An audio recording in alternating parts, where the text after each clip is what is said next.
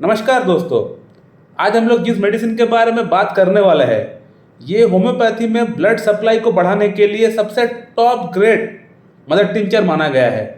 इस मेडिसिन से top to the bottom body के अंदर कहीं भी अगर कोई रुकावट पैदा हो रहा है, ब्लड सप्लाई ठीक से नहीं हो पा रहा है उस ऑर्गन का अंदर, तो उस पर्टिकुलर ऑर्गन का अंदर ये मेडिसिन ब्लड सप्लाई को ठीक करने के लिए सबसे top grade mother tincture medicine माना गया है, सबसे टॉप ग्रेड होम्योपैथिक मेडिसिन माना गया है।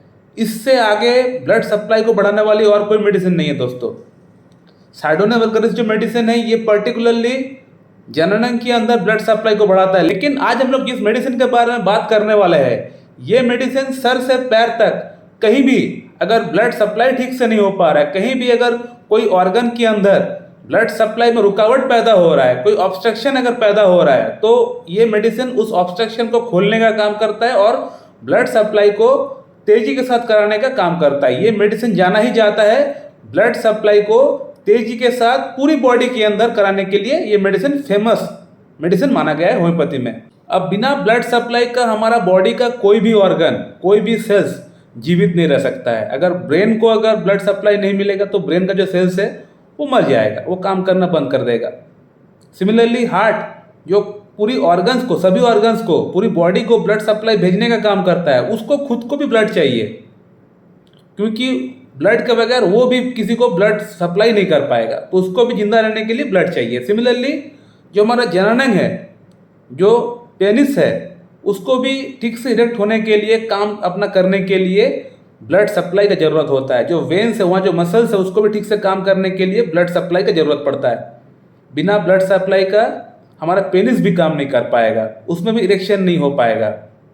तो बॉडी की सभी ऑर्गन्स का अंदर, सभी जगह में ब्लड सप्लाई ठीक से होना चाहिए। अगर ब्लड सप्लाई ठीक से नहीं हो पाएगा तो वो ऑर्गन काम करना बंद कर देगा, या ऑर्गन बहुत स्लोली काम करेगा, धीरे धीरे काम करेगा। उसमें ठीक से जितना काम होना चाहिए वो ठीक से काम नहीं कर पाएगा अगर ब्लड सप्लाई में कमी हो गया है तो आज हम लोग जिस मेडिसिन के बारे में बात कर रहे हैं, ये जो मेडिसिन आप मेरे हाथ में देख रहे हैं, ये मेडिसिन जो है इसका नाम है जिंको बाइलोबा। ये एक बहुत ही प्राचीन मेडिसिन है। इसका जो ट्री है वो बेसिकली पाया गया है चाइना में, सबसे ज़्यादा पाया जाता है। चाइना के लोग इसको बहुत ज़्यादा इस्तेमाल करते हैं। जिंको बाइलोबा जो मेडिसिन है ये ब्लड सप्लाई को तेजी के साथ कराने के लिए ही जाना जाता है। ये ब्लड एक तरह से ब्लड को प्यूरिफाई भी करता है, ब्लड प्यूरिफायर भी है ये। इसका अंदर एंटीऑक्सीडेंट प्रॉपर्टी भी है, एंटी इन्फ्लेमेटरी प्रॉपर्टी भी है, फ्री रेडिकल्स भी है, जिसके कारण से अगर आपका बॉडी में अगर कहीं भी कोलेस्ट्रॉल जम गया है तो कोलेस्ट्रॉल को खोलने का काम भी करता है ये मेडिसिन। और बॉडी के अंदर अगर कोई कचरा जम गया है तो उसको भी निकालने का काम करता है ये मेडिसिन। और ब्लड सप्लाई को ये फास्ट तरीके से करा के ही ये सभी काम वो कर पाता है। तो इसका जो मेन रोल है वो है ब्लड सप्लाई को फास्ट तरीके से कराना। ये मेडिसिन जाना ही जाता है ब्लड सप्लाई को पूरी हर एक दिशा में फैलाने के लिए जाना जाता है। पूरी बॉडी के अंदर हर एक कोना में ये ब्लड सप्लाई को बहुत ही फास्ट तरीके से कराता है। अब इरेक्टाइल डिस्फंक्शन की जो पेशेंट होती है, जहाँ लिंग में ठीक से प्रॉपरली ब्लड सप्लाई ठीक से नहीं हो पाता है, जिसके कारण से उनको वियाग्रा टडालाफिल जो मेडिसिन है उनका इस्तेमाल करना पड़ता है। तो वियाग्रा टडालाफिल जो मेडिसिन है इसका साइड इफेक्ट तो बहुत ज़्यादा है। वो इनिशियली काम तो करता है, लेकिन एक समय आता है उसका डोज दिन पर दिन बढ़ने लगता है और वो मेडिसिन काम करना पूरी तरह बंद कर देता है। तो एलोपैथिक मेडिसिन का अलग साइड इफेक्ट है, हालांकि मैं उस पर नहीं जाने वाला हूँ आज हम लोग बात करेंगे कि जिंको बाइलोबा जो मेडिसिन है ये इरेक्टाइल डिस्फंक्शन की प्रॉब्लम के अंदर किसको इस्तेमाल करना चाहिए, किसको इस्तेमाल नहीं करना चाहिए, और कैसे इस्तेमाल करना चाहिए, कितना रिपीटेशन में इसको इस्तेमाल करना चाहिए, कब तक इसको इस्तेमाल करना चाहिए, आज हम लोग इन टॉपिक के ऊपर बात करने वाले हैं। सो माय डियर फ्रेंड, अब बात करते हैं कि जिंको बाइलोबा जो मेडिसिन है ये किन लोगों को इस्तेमाल करना चाहिए। फर्स्ट ऑफ ऑल बात करेंगे किन लोगों को इस्तेमाल करना चाहिए, एट द एंड हम लोग बात करेंगे किन को इस्तेमाल नहीं करना चाहिए। तो सबसे पहले बोलना चाहेंगे कि जिंको बाइलोबा जो मेडिसिन है ये एक जनरल मेडिसिन है। इसको ऑलमोस्ट सभी लोग इस्तेमाल कर सकते हैं, कोई प्रॉब्लम नहीं होना चाहिए। और जिन लोगों के अंदर इरेक्टाइल डिस्फंक्शन की प्रॉब्लम है, लिंग में ठीक से तनाव नहीं होता है, मॉर्निंग इरेक्शन ठीक से नहीं आ पा रहा है, तो कहीं ना कहीं आपको ब्लड सप्लाई में कहीं ना कहीं प्रॉब्लम है, जिसके कारण से ही आपको ये प्रॉब्लम उत्पन्न हो रहा है। तो इरेक्टाइल डिस्फंक्शन की सभी केसेस के अंदर आप जिंको बाइलोबा को इस्तेमाल कर सकते हैं।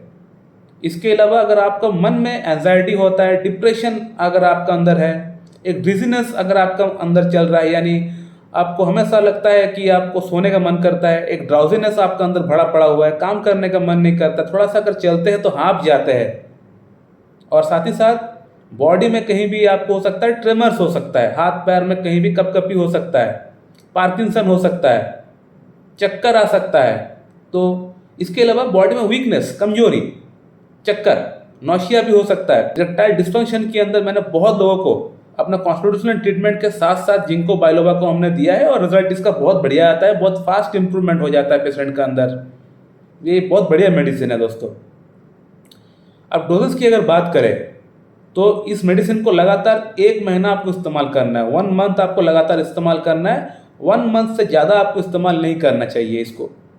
इसका 10 बूंद सुबह आफ्टर ब्रेकफास्ट और 10 बूंद शाम को आफ्टर टिफिन और स्नैक्स इसको लेना चाहिए, यानी भरपेट इसको खाना खाने के बाद ही इसको लेना चाहिए। 10 बूंद सुबह, 10 बूंद शाम को, हाफ कप नॉर्मल पानी के साथ मिला के आपको लेना पड़ेगा एवरीडे अप टू 1 मंथ। 1 महीना आपको लगातार आपको इस्तेमाल करना पड़ेगा।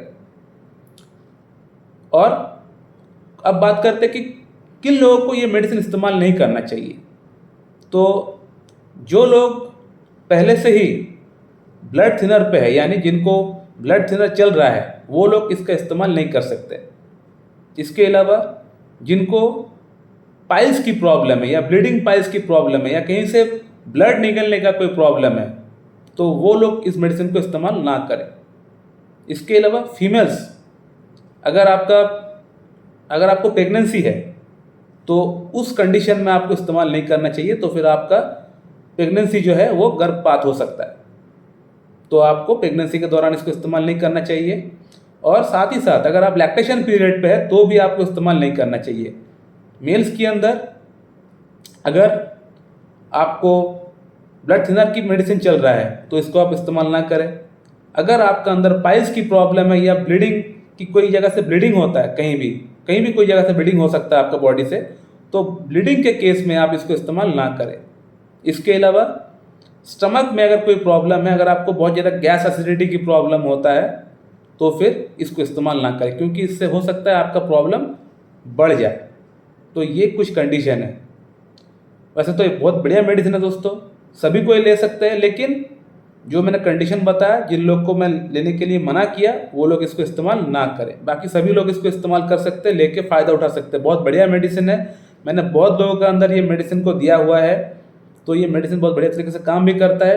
इरेक्टाइल डिस्फंक्शन की प्रॉब्लम कह लीजिए, मॉर्निंग इरेक्शन की प्रॉब्लम कह लीजिए, बॉडी में कहीं भी अगर लगता है कि वीकनेस है, कमजोरी है, थकावट है, तो वो पर्टिकुलर कमजोरी थकावट को ये मेडिसिन पूरी तरह दूर कर देता है। इतना अच्छा मेडिसिन है। इस मेडिसिन को 1 महीना लगातार इस्तेमाल करने से बॉडी के अंदर जो बैड कोलेस्ट्रॉल है, LDL ट्राइग्लिसराइड, इसका लेवल भी पूरी तरह घट जाता है।